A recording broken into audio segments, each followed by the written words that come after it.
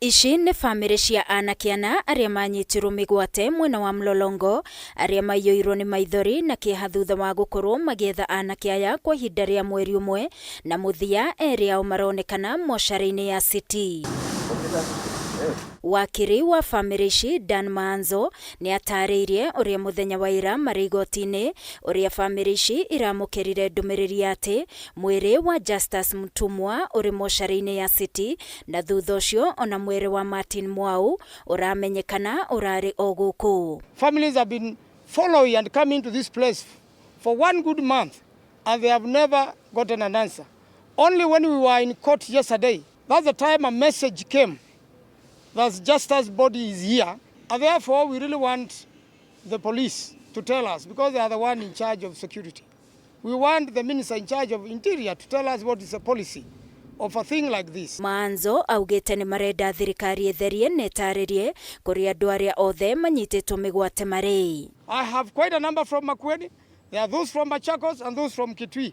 As soon as the house opens, this is the topic number 1 of the house. We cannot allow the house to proceed when we don't know where our children are. Nĩongereire kuga amwe a andũ arĩa makoretwo manyitĩtwo migwate na makarekererio makoretwo magĩtũmĩrwo mĩkana ya kũragwo wona meyumĩrie na gũtarĩria maũndũ marĩa magereirio. They have been threatened that if they ever say what happened, they will be dead. So this story is big.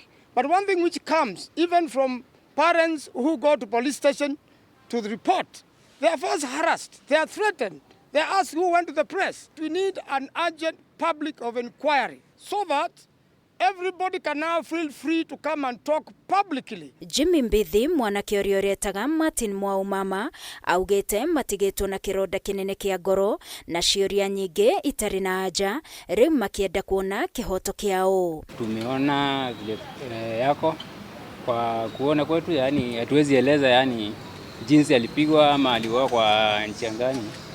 Manake mwili haiko hali sawa kabisa. Mmeambiwa aliletwa hapa nini? Tarehe 18 ya December. The young abductees who have come out have said that they felt that at some point they were in a military confinement. That's why the IG has no business with the military. So this story is bigger. Find out. They say the military confinement was a place they were recovering from the beatings they got from the other building, which is not a police station. So something very illegal is happening in this country. Agĩũkĩrĩra njũragano ici, Hussein Khalid kuma gĩkundi kĩa Voco Africa augĩte anake aya ana nĩ mowaine na marĩ arata, akiuga ona anake acio angĩ erĩ matarĩ maronekana maya gũkorwo marĩ mocarĩ-inĩ ĩno ya City, kũrĩa orĩtie honge cia thirikari gũteaga gatiba. 3 of them were abducted on 17th, and then they came back and picked Mbisi, the 4th one, or the day after. So it's Mlolongo 4 colleagues, not Mlolongo 3. I have information that the other 2 might be here. It can't be normal that armed people in broad daylight using fake number plates are picking our people left, right and center, and then you tell us you don't know. That cannot be true. If it quacks like a duck, it is a duck. This means these people are operating most probably with the authority and permission of those who are in power. Ngĩribotera Kameme TV, niĩ njĩtagwo Wangui wa Mũirũrĩ.